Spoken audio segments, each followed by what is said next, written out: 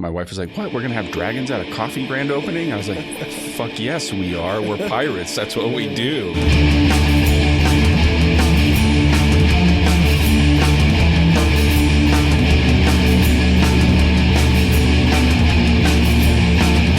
Welcome to Talking Filthy. I'm here with Travis, the owner of Kuhl Dragons here in Tucson.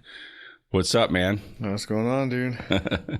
So, the dragon business, you primarily, we're just talking, you are in the automotive business as your daytime job. And I think a couple years ago, you kind of switched over to a hobby in the sense of really kind of the dragons.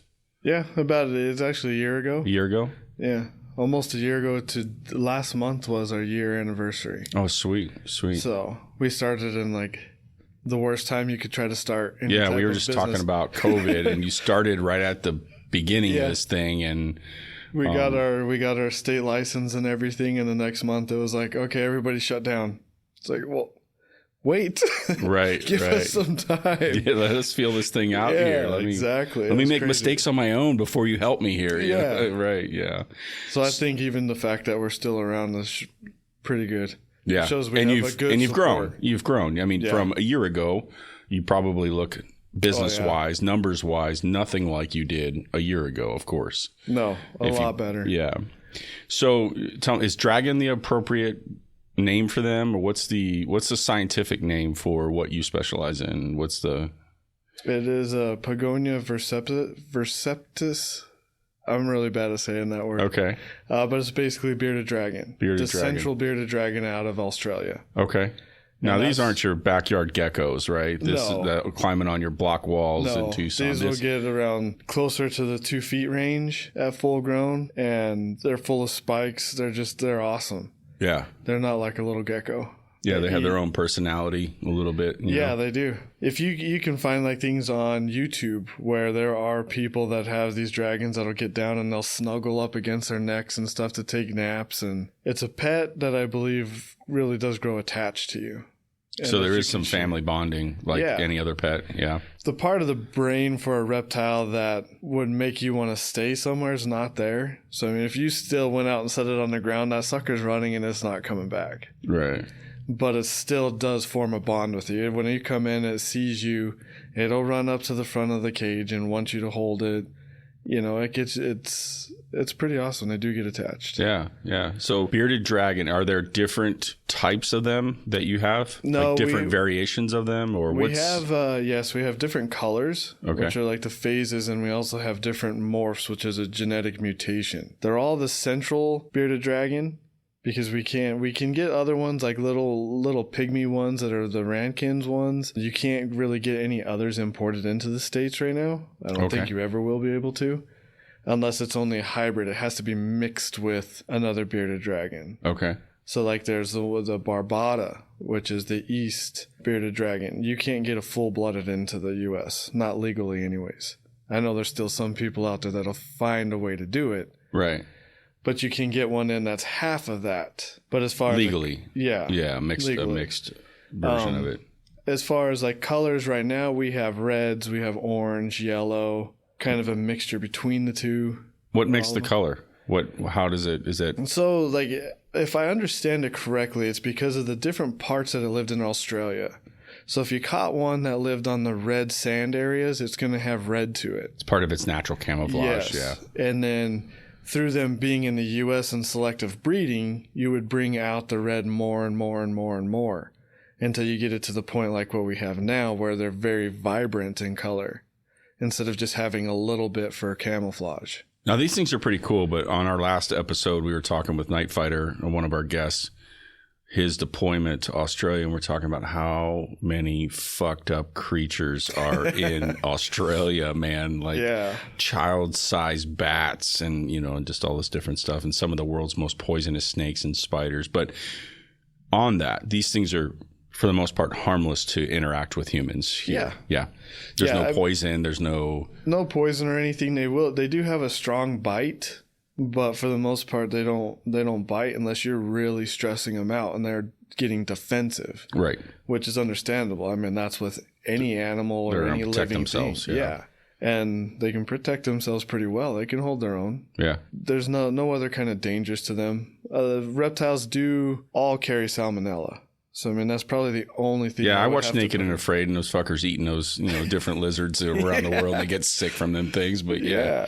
But so they do carry a small amount of disease with them. Yeah. There's nothing you can do about that. Mm-mm. No, it's in their digestive tract. I mean, it's part of them. Right. If I remember, like, even I think humans carry a little bit of salmonella in our intestines too. Yeah. It's just never enough to hurt anything. Right. I ate some tacos the other day, so I probably have a little extra. It was off a taco truck, but I knew it was dangerous.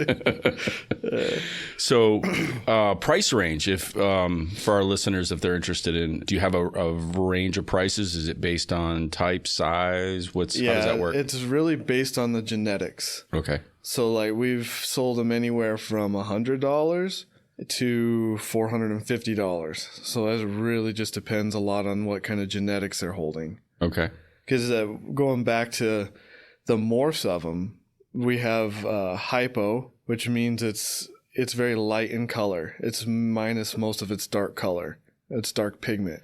And then you have translucent, where the skin and scales are semi-translucent. It gives it a gummy look, almost like candy. So if you can mix those two together and you have your hypotranslucent and you put it into a red or a yellow, it just magnifies the color even more. It's going to make it brighter, and it's awesome. So whenever we do that, you're looking at around a $400 lizard, depending on how many colors are in there. Gotcha. Okay. And so what's the process for a customer? Is there like paperwork you have to do with the state you have to register these things, No. or anything like that? Not at the moment, no. There isn't too many limitations to where these are allowed to be shipped to in the U.S. We can even export them. They have companies out there that we can export to different countries also. We currently don't have an account set up with any of them to be able to do so. That'll be in the works in the future. But as far as I know, no state has any kind of limitation towards a bearded dragon. Other reptiles is a different story. Like, whenever the whole thing hit with COVID, I feel like everybody needed their quarantine buddy. And one of the quarantine buddies was reptiles. People started getting a lot of reptiles. Something to hang out with while they were at home. Oh, that makes sense. Yeah. Well, we noticed the same thing. People were brewing coffee at home more than going to Starbucks for lots of reasons. So, yeah, COVID did probably produce this in-home environment. Mm-hmm. I ended up with another damn dog out of this. So, yeah, you're right. We needed another household buddy. You needed your other buddy there. So, with that amount of traffic coming into the reptile world has brought in more issues to the reptile world, because now some states are coming up and trying to ban a lot of different reptiles, not allow them to be shipped in and out of the states, or not allowed to be kept. And why are they doing that?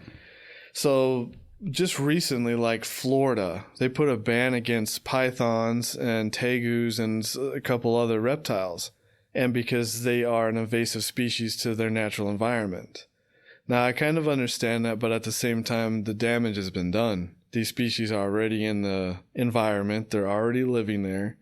By removing them away from keepers who want these as pets, you don't change the fact that these things are still in your environment. So it doesn't make any sense to me. So now in Florida, you're not allowed to have a tegu or like a Burmese python or anything like that in those same genera, and it just doesn't make any sense. But they've already been there for a while. Yeah, they've been. So what do they do with the ones that are already there? Yeah, what they do is they have people go out and hunt them and kill them. Okay. And bring them in, but it's like, it's already there. Why are you trying to take them away now? The problem is there. And then I had read another one where New York is trying to ban all shipping in and out of reptiles, mammals, and birds. I don't understand what that's going to, like, you don't have anything else better to do in New York but worry about somebody wanting a pet lizard? Well, not to get all political, New York couldn't even fix their nursing home problem during COVID. So, yeah, animal control probably shouldn't be in their realm. They have a governor that's in all kinds of hot water. But, yeah. So it's just interesting, and this is all you're saying post-COVID. Mm-hmm. Since COVID, these states have now said you can no longer, we're putting a ban on these animals. The Florida one just passed last month. Okay. It was in the New York one, as far as I know, is still going. It's still in the process. And for the one in Florida, like, they had open forum, but they didn't listen. They already had their mindset what they were going to do. Yeah, there's a trend of that in law right now, right? Yeah, it's whoever has the most money, you get what you want, in my opinion. It's not very cool. So do you think the Dragons, is that included in the New York thing? Oh, yeah. Oh, it is? It's all. So your product... If I'm remembering right, it is 100% all reptiles will not be allowed to be shipped in and out of New York. Interesting. I mean, yeah, it's crazy. I don't get it. So you have a variety of species available at any given time, depending on what's brought to you, and you have to work through customs, right? I'm assuming whatever comes in from your vendors through customs, you typically have. How does the process work? So if I'm a customer, I just reach out to you and say, hey, Travis, I'm really interested in one of these dragons. Did you meet with them and show them kind of like what the selection looks like? And no, we actually breed the dragons that we sell, and we have them on our website whenever they're available, and we have all the pictures up there. You can and a lot of people will contact me through social media, mainly Instagram, ask questions about it, parents, genetics, the age and everything. If you want it, you buy it, and I ship it to you. I got you. So most of the correspondence is done digitally, electronically, from between you and your dragon fans that may want to purchase another one or whatever the case is. You mentioned you have a website. What's that website address? What's it called? KuhlDragons.com. Now, it's spelled a little differently, right? Yeah, KUHL. KUHLdragons.com. Yes. Your Instagram and Facebook is the same? Yes. It's at Kuhl Dragons or at... yes, sir. Got it. Okay. So, and actually, it's pretty cool to look at these things. I remember when you first started in the summer when we were at another location, you had the dragons there and people loved it. Like, at first, my wife was like, what, we're going to have dragons at a coffee grand opening? I was like, fuck yes, we are. We're pirates. That's what we do. And, it was a huge hit. The kids loved it. Even some of the ladies were kind of like, they were probably the most, at least from the outside looking in, they were the most brave, just like pick that damn thing up and, get after it. And they're pretty, it seemed like they're pretty docile unless they're threatened, as long as your demeanor is calm and you're not roughhousing it, they seem like they're... Yeah, you really got to make sure you keep them socialized, get them used to human interaction. Right. It's just part of their daily life. Yeah. Like, don't be afraid of this hand. This hand isn't here to hurt you.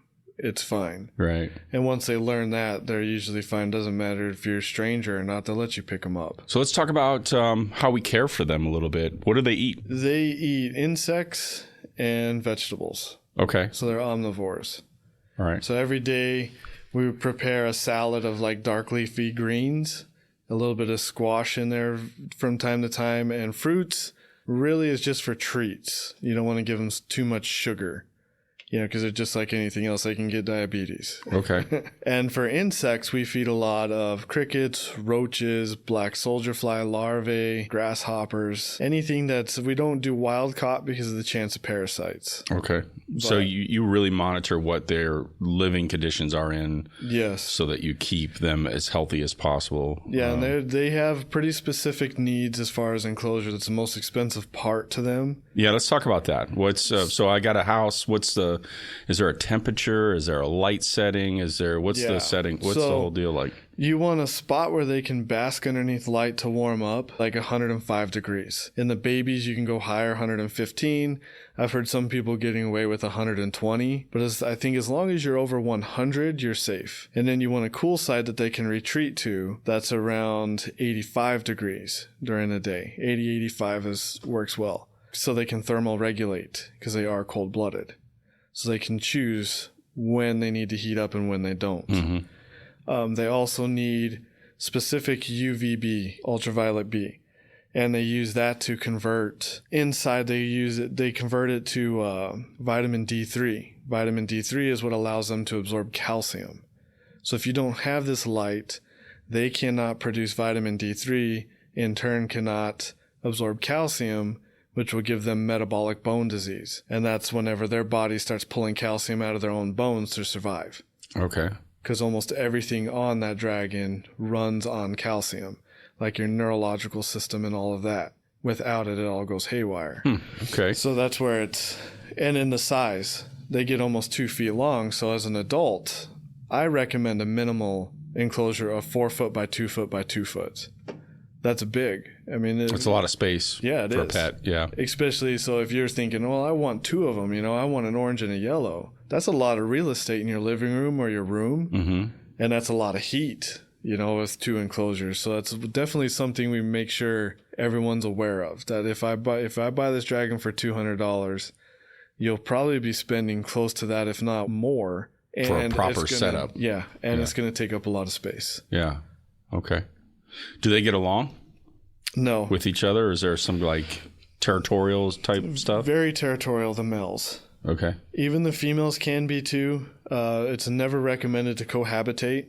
As they're younger, it's fine. But when they start getting older, you got to separate them.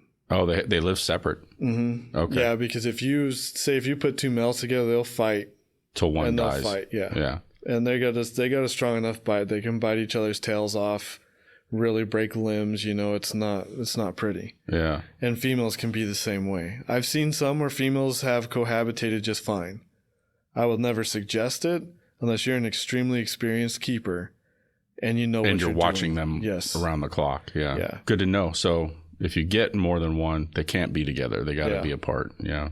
And as they're raising, they got to be around the same size. Same size. If one is bigger, it'll eat the smaller one. Huh. Interesting. And that's even parents will eat their babies. Like you just don't put them together. Wow. How many do you have right now? Right now we have 12 adults, and then we just Holy shit, that's a lot of space, man. Yeah. If I'm doing the math right, that's a lot of space that you have. And they all have their 4 by 2 by 2 enclosures. So we have literally a wall of enclosures that have our dragons in them. And then we had 17 babies hatch about 4 days ago. Okay. Which is really cool. So you got some new ones on board. Yeah. How soon after they hatch are they available for customers to pick up? 6 to 8 weeks. Okay. And it's 6 weeks if they are growing exceptionally well, because I won't ship them if they're too little. So there's a size and an age that have to kind of match before you ship them. Yeah, typically 6 weeks. If they're eating well and they're real healthy, I'll ship them. How the hell do you ship them? FedEx overnight. FedEx overnight, baby. Yeah. And there's like probably a way that you do that. They have to receive. You can't leave this damn thing on the front porch, like any other FedEx product. They have to take custody Before of it. I even book the shipment, I always make sure somebody will be home the following day to accept their dragon. And FedEx is pretty good. I mean, recently they have had a lot of issus. Well, I think all of the shipping in our experience with our products, U.S. Postal in some categories, UPS, FedEx had some problems during COVID. I mean, everyone, we just got hit with that. But so it's leveled off and you have no problem shipping them now. I haven't had any problems. I think I've only had one delay in the past year, and it was just a 1-day delay. But other than that, I haven't had any issues. Mm-hmm.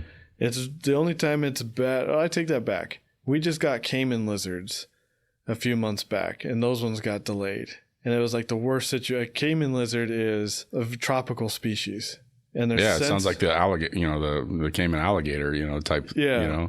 And they are delicate to temperature change. So whenever we purchase them, they're shipping to us. And they have heat packs inside the box and everything. Well, it got delayed, and it was during November. So it's already cold out, and they got stuck in Memphis. Heat packs ran out when we got them. They were frozen. I mean, they were still alive. And we brought them back, but those things were so cold. Oh, shit. So that's the one danger with shipping. Yeah. Even though, to ship them, you have to have a box that's a certain crush proof, and it has to have 3/4 inch foam inside lining all the way around it. And you have to wrap them a certain way, whether it's in a deli cup or a bag, and it's got to be padded around. So even with all those precautions, it's got to have some kind of air intake too, right? Yeah. So we poke holes in the side of the boxes. Okay. To make sure that they can get air inside there. Okay. So from a customer standpoint, when you ship it to me, I just bought this and I'm going to be there tomorrow to get this. It's pretty solid. If anything happens, you stand behind your products. And definitely. Yeah, for sure. Yeah. Most of the shipping companies, because of these delays, have removed all of their shipping insurance. There used to be like the Alive guarantee, but we still hold our Alive guarantee. Right. Just because they declined it, I don't want a customer to spend $400 on a Dragon. It gets delayed by 2 days and is dead. Like, that's not their fault. Right. It's not my fault either, but I'd rather, give them their stuff back or work out an agreement. Maybe I can give you another one. Sure. Figure something out. Right. Yeah. Okay. That's good to know. So what's the future hold for you for this? If you're king of the world and life goes in the right direction, what do you see in 5 years from now? What do you see with the Dragon business? We're working on making our own products, Kuhl Dragon branded products. We have like a disinfectant right now. I'm working on a substrate that's for bioactive enclosures in case you wanted to go that more natural route and have technically a living ecosystem inside your enclosure. We're working on that. I already have some real good results about it. Now I just need to work on getting packaging and whatnot. It's kind of working to where we look to see Kuhl Dragons being at a spot where you can come to our website and get anything you need. One-stop shop for if you're a Dragon fan. One-stop shop. You can just make your order and you got everything you need. Yeah. Whether it's aquariums, food, substrate. Aquariums, I don't think you can really ship those. Okay. There's too much, they're too delicate. So that's one thing that you have to buy somewhere local to where you're at. Yeah. We do have an account set up with Zen Habitat who makes a shippable and a nice enclosure. So that'll be on the so you can website soon. Hot link right to a company that can Well, connect we will sell you. it through ours, and then we'll have it drop shipped to you. Oh, there you go. Okay. So that's one option that we're working on, because that way we can get something to where if somebody wants a bearded dragon, they can buy everything they need right from our website, and that would be awesome. Yeah, for sure. Especially now with everyone staying home and whatnot.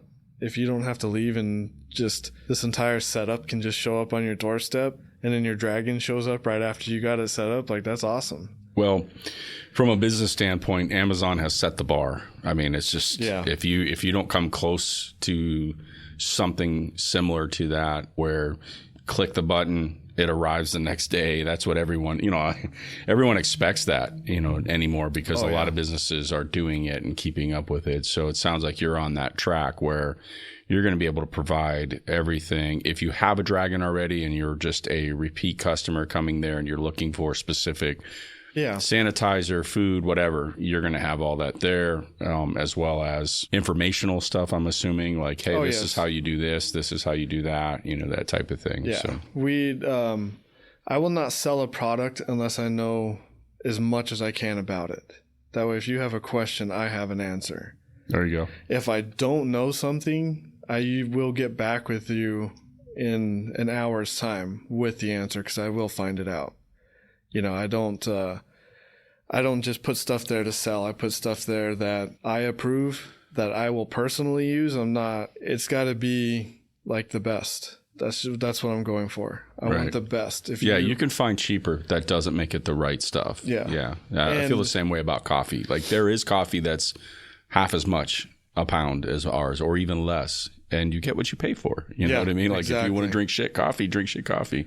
If you want to buy shit sanitizer, buy shit sanitizer, and you'll pay now or you'll pay later, kind of theory. So you have high quality stuff is what you present to your majority of our stuff that we carry is Arcadia Reptile, which is out of the UK, and they're very into, like, everything's got to be organic, come from earth kind of stuff, no synthetics, and they do their research and try to get all their percentages and proportions right inside their supplements. So they're kind of the industry leading standard, if you will. In my opinion, yes. Yeah. I mean, everyone's got their opinion, and I don't brand bash in any way, but in my opinion, Arcadia is the best.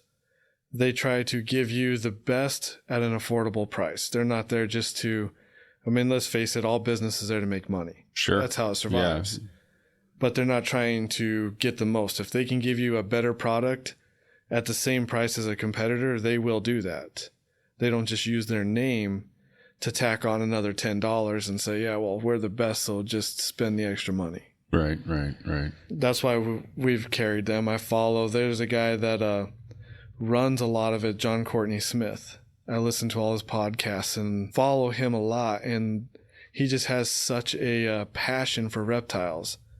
And in my opinion, that passion follows over into their products. Yeah, for sure. So there's a podcast you can follow. Do you have a Facebook group or anything where we don't have a Facebook. We do have a Facebook page. Right. And we do have the Instagram page. We have a YouTube channel. Oh, cool. And then we do have our website. So lots of avenues for you to reach out to Travis to find more information about dragons or hook up with him and see what his products are. You're always putting out great pictures of the dragons, and they're just cool as hell to look at. I mean, it's kind of that mystique. There's certain things in this world that, maintain mystique, and the reptiles certainly is one of them. Yeah. So Travis is a Filthy Pirate coffee lover, primarily cold brew. Yes. Yeah. Love the cold brew. Cold brew. He drinks Cutthroat all the time, and been drinking that since we met about a year ago, and that's what we're both drinking today. So cold brew was the product of caffeination this morning to keep us rocking and rolling. Check out his website at kuhldragons.com, Instagram, Facebook at Kuhl Dragons, and that's, spell it again one more time. KUHL. Dragons.com. Dragons.com.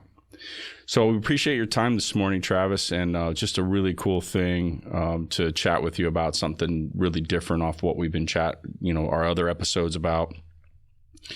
Any parting words? No, just stay safe and have a good weekend. Easter weekend, man. Stay safe. Have a good weekend. Stay caffeinated. Happy Easter. Peace. Peace out.